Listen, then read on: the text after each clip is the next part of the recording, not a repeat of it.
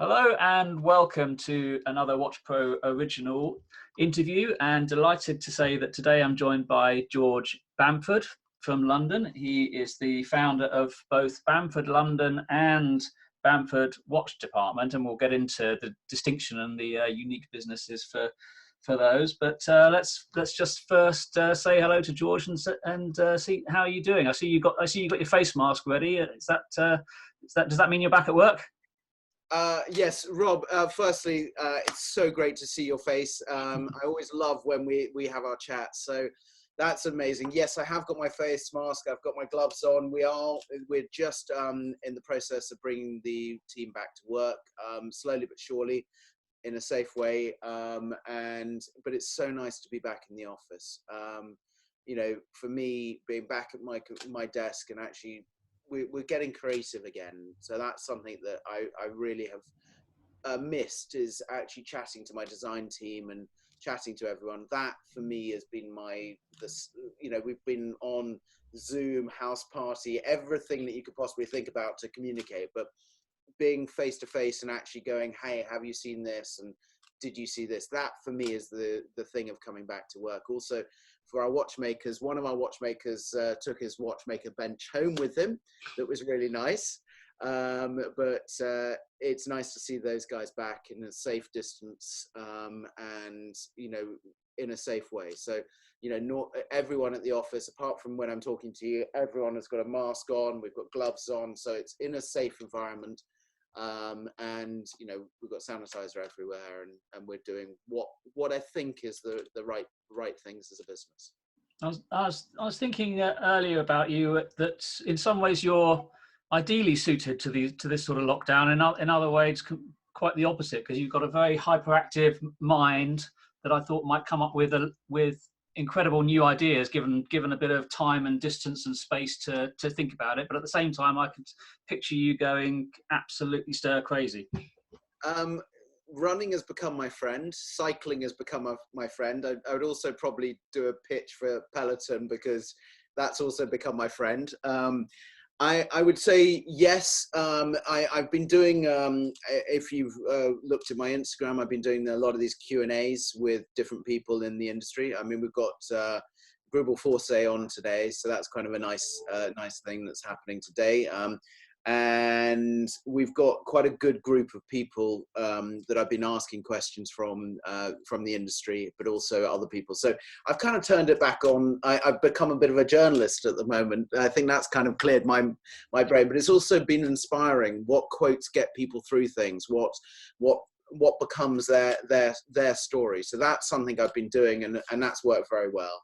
And what I mean worked very well, our followers, the people that we're just delivering something new. And we did this, I think it was 2 or 3 days into the lockdown, Way and I, the Way and I were chatting, and it was just like, okay, I've got to do this. And so I started doing it. So I think that kind of cleared my mind a lot. But then I would also say to you is, yes, we have been creative.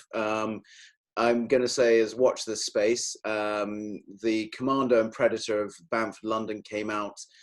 We've got another project with Black Badger that is launching very, very shortly. I mean, as soon as the photographer can get it photographed, it's going to be up and running. We did a Watchmakers Wednesday image this Wednesday of it. And I really can't wait for that to launch out. And then we've got some other projects that, yes, have been in the background that I've gone, yeah, we're doing this. I'm working with Zenith. We've got a project happening with them later on this year that has been exciting, because I've been on a few calls and a few chats about where we're going. So that's been fun. And GP and Tag Heuer, there's some great exciting things happening. So you actually touched on the two distinct parts of your business there. That there's Bamford London, which is your own watch brand. You're manufacturing watches in Switzerland and selling them mostly online, although you do have some retail partners. And then you've got Bamford Watch Department, where you're working with the likes of Zenith and Tag Heuer and GP you mentioned now, on customizing watches. How have they both been doing? maybe not just, I'm not talking specifically lockdown, I'm talking about maybe, the last 18 months or so. Last 18 months, I think very good. We've got good traction in the last 18 months. This year, we started this year off very, very strong. I mean, really strong. I was like, wow.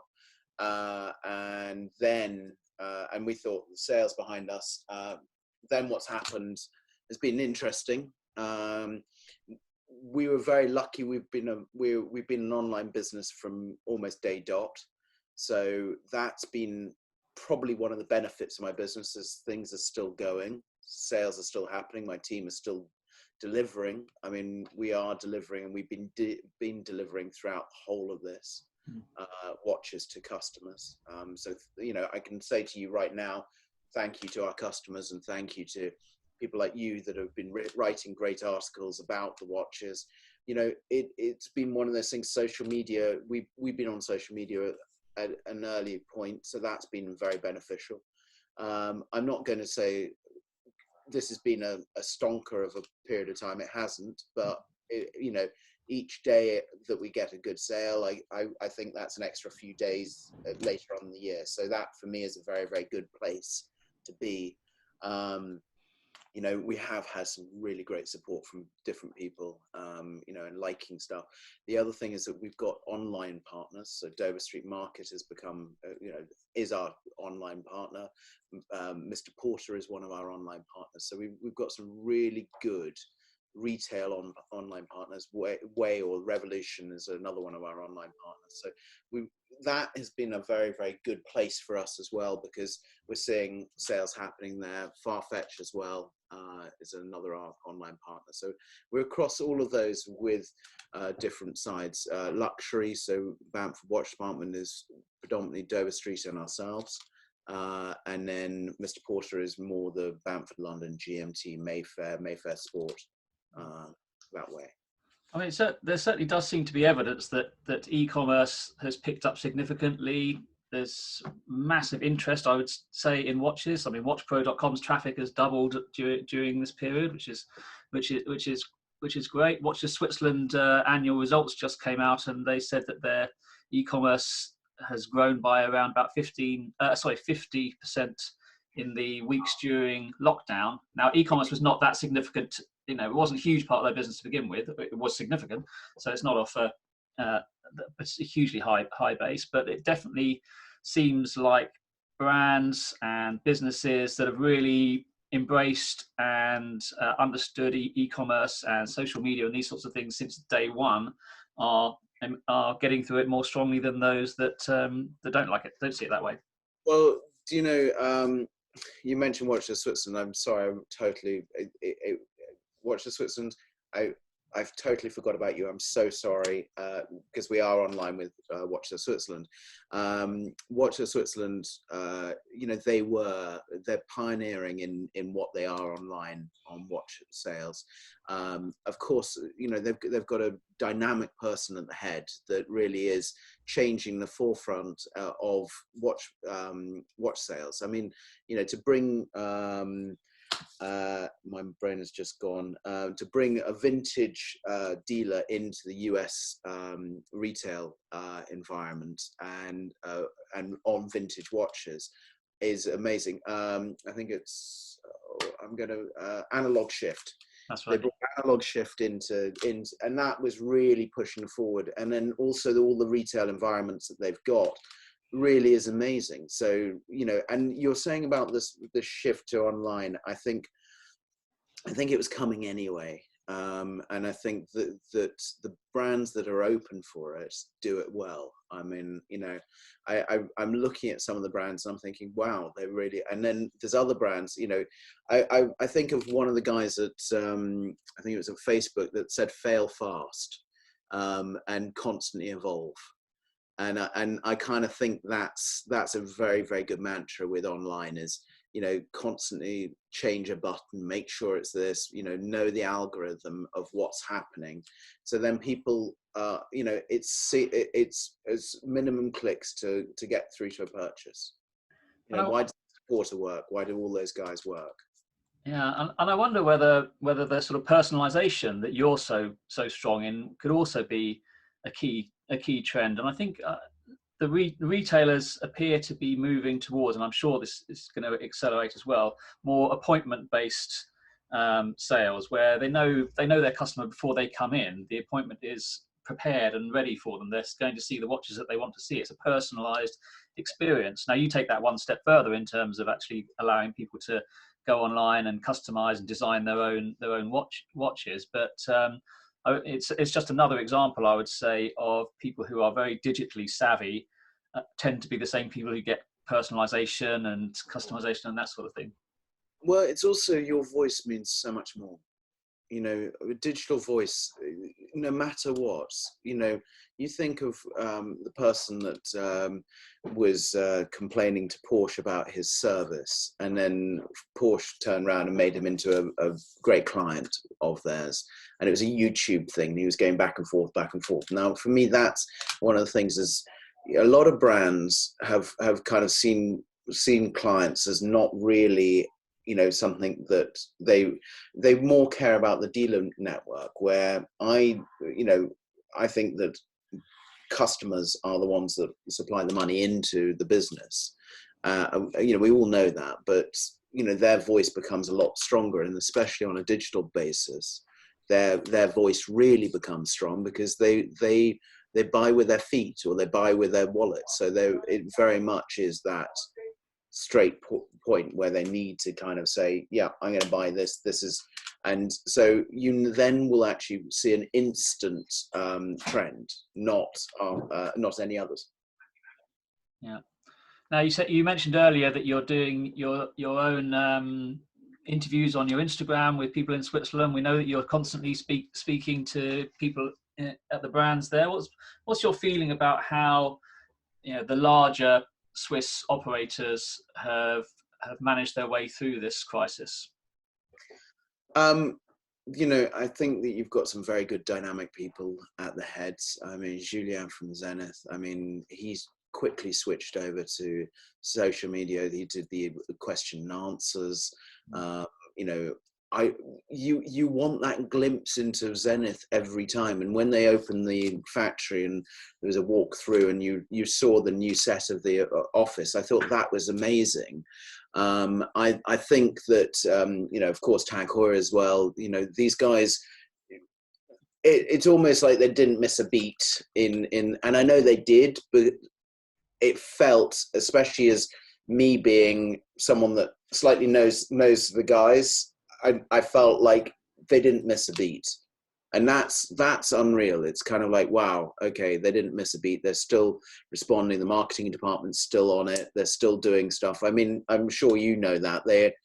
Each guy is really kind of chatting, doing this, you know, and it's really, it felt encouraging. It didn't feel like, hey, we're waving a white flag and this is it. You know, it really did feel like actually we're going forward. And that, I think, is very positive. Other brands I don't know about, but I know the brands that I've spoken to, and especially on my social media, so you can see that some of the people I have chatted to, you know, head of AP, head of Breitling, you know, I've chatted to a few of the good guys, you know, George Kern, chatting to him on social media. You know, you already saw he was already moving online. You know, the whole of Breitling was there. You know, I chatted to, you know, someone I call the god of the watch world at the moment is Jean-Claude Biver, and you know, he's still, you know, active. It's still going. He's still doing a lot. Lloyd, could someone get it? Sorry about that. That's good. Good to know there's people still phoning in. That's what. No. This is one of the teams coming in. So because we're staggering our hours of when people come in. So hopefully it's safer. So you were just saying what Jean-Claude's view is. So, but Jean, well, you can see his interview on my Instagram, and I'm not promoting my Instagram because it sounds like I am. It's not that. It's just, you know, you see the insights, you see what's getting people through this. And that's the great thing. Now, there is something you said on when we were chatting, is that you've seen an uptick on WatchPro. And, you know, I said before you started the filming of this, it is such a delight when I get that email in. You know what I mean? Is that, and things are still happening, and you can feel the pulse. And that's what I think is amazing, is you can feel the pulse from all the people. I mean, you know, chatting to everyone that I've been chatting to, from, you know, we've had chefs on this video chats to, we've had car guys, we've had guys making a Sunday lunch, and it's been fun. We've had also some great, we've had some journalists, we've had a mixture of everyone that I've got to ask you to come on to this. But we're coming out, you know, we're coming out of the other end. So I feel like, you know, but it's been interesting, because you realize that people are still going, they're still active, they're still doing stuff.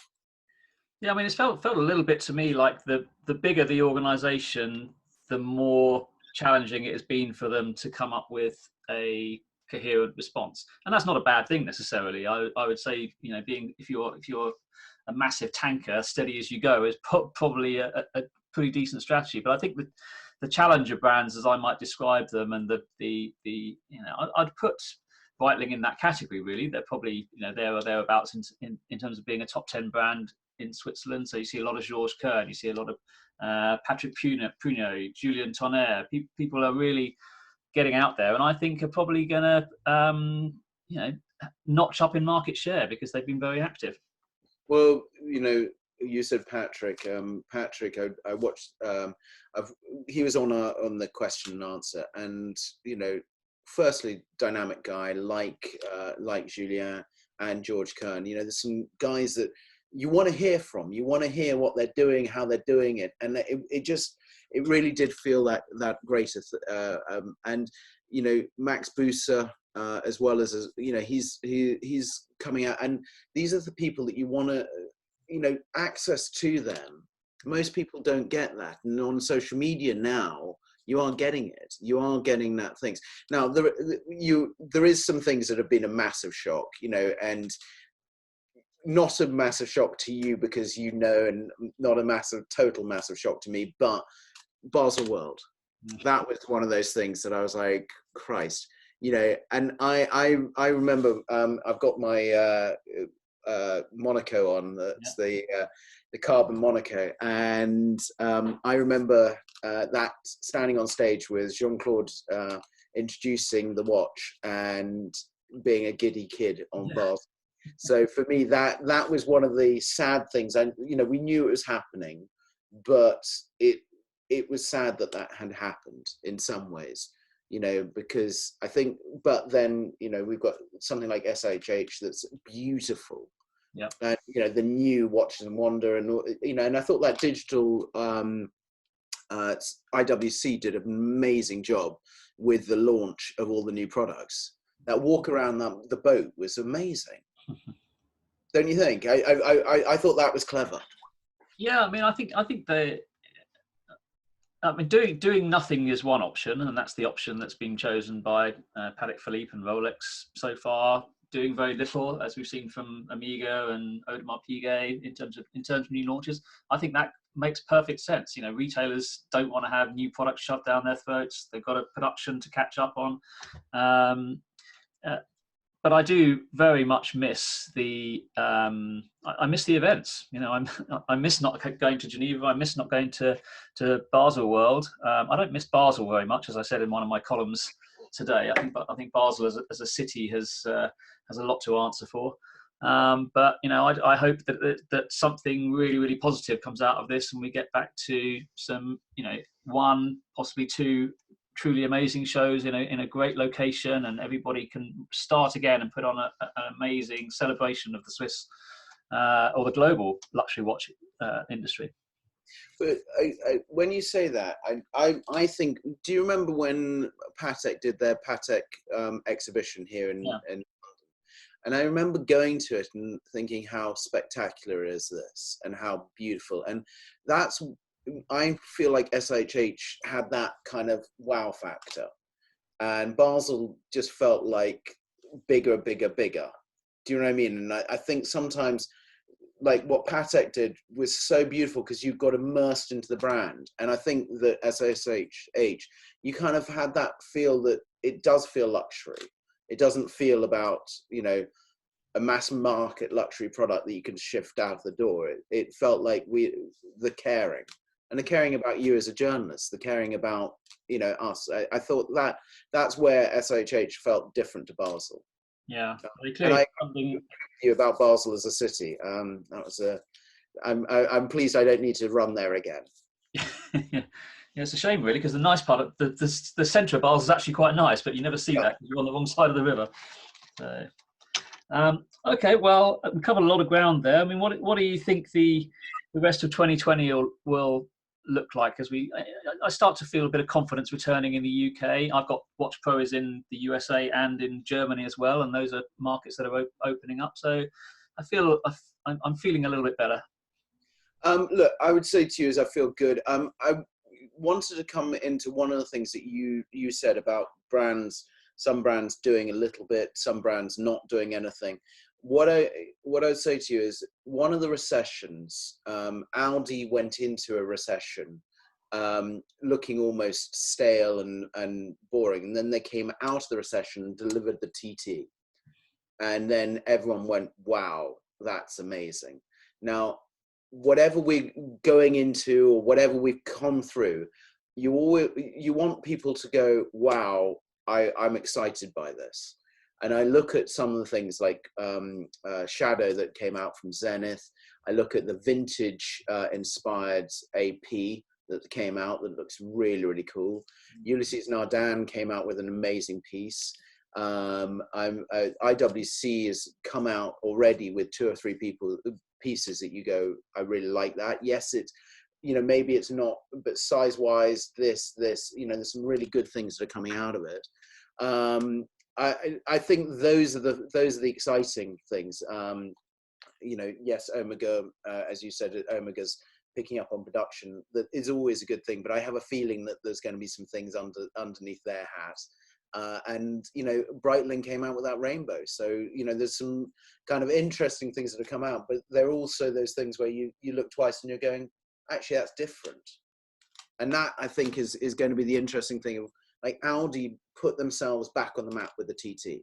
You know, they were going into that bad point, and then they came out and everyone went, Christ, this is a cool brand. And then they brought out the R8s and things like that. And you were like going, and they did a new grille and a new this, and you're just like, that, I want to be an Audi. You know, I want to be an Audi customer. And I think that's where you talk challenger brands. I think that's where challenger brands are going to really, really step forward. Yeah, I think there are some great products. I would name that Breitling Rainbow, and I would probably say that Shadow from Zenith were, you know, two watches that I do genuinely remember from this period. That I don't know whether it'll turn out to be the right decision for all of the brands around the Watches and Wonders online launch, what Breitling has done and others during this downturn, or whether waiting until maybe July, August and coming out with, you know, the equivalent of an Audi TT in August when people can actually get out and see it and buy it could be quite effective. And that may be what we see from Rolex, since they haven't written off launching anything this year or announcing anything this year. They just haven't given a date yet. Well, look, I would say also online, I think that, you know, this, I loved Cartier were, when they launched all their new products, it went online, you understood. Now you think of such a big business like that, and you look at what the novelties, the things that they did, you know, there was, and I can't remember the name of the watch that came out that I thought was absolutely amazing. Pasha? No, it's not the Pasha. It was the one that looked like a crash, not a crash. It was like, oh yeah, the offset, yeah, the sort of asymmetric. So I'm doing that. Yeah.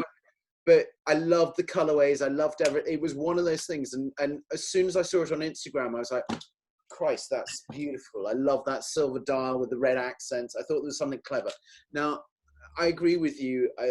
You know, is it that you wait until later part of the year, I think to myself is that you're going to have a massive rush to the end of the year.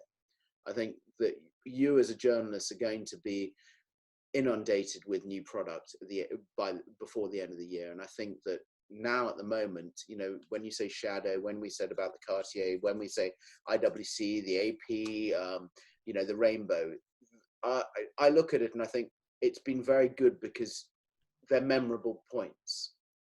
Towards the end of the year, are we going to get every memorable point, or is it going to be a big throw up type scenario of like, God, everything's a melange of everything else? And that's where I don't know, you know, the marketeers that will understand this better than I do, but you know, you look at what Panerai launched and you go, wow, there's some great pieces there that are really exciting. And so I'm looking at things that, you know, marketeers have done a very good job. And then other people, have they really excelled? I don't know. You know, I'm kind of keep on putting watches on my wrist and going, I really love this. So you know, do I need a brand new watch? I don't know at the moment. There's nothing grabbing me. Yeah, well, we'll see at the end of the year. I mean, I get the sense that that the brands and indeed the retailers might be writing off 2020 and keeping their powder dry for 2021. So I'm not sure that we're going to see a huge flood of marketing activity that could prime the pump and get people moving again. But we'll wait and see. We live in hope. Definitely living and hoping. But I also get inspired. I mean, every time you see something new, I've become a massive vintage hawk type person. I'm going on every vintage website, Chrono24. I'm looking at all of the things to be inspired by other colors, other dials. You know, there's some really cool stuff out there that you don't realize, and that's I think is quite a cool thing as well. Yeah. Okay, great. Well, thanks, George. Always great to see you. Look forward to seeing you in person in the not too distant future. I really can't wait to see you. I love that big bus behind you and joke behind you. I think they're so great. That's the one thing I have seen is you know, the entering into people's houses is kind of it's quite cool. I'm a Kindle household, so I've got no books to stand in front of like everybody else. Well, I've got the Bamford sign, so that's I don't know if I can actually, yeah. So you can see I've got Bamford written there, so it's kind of it's one of those things. Oh, and there's some designs over there that's not meant to be seen.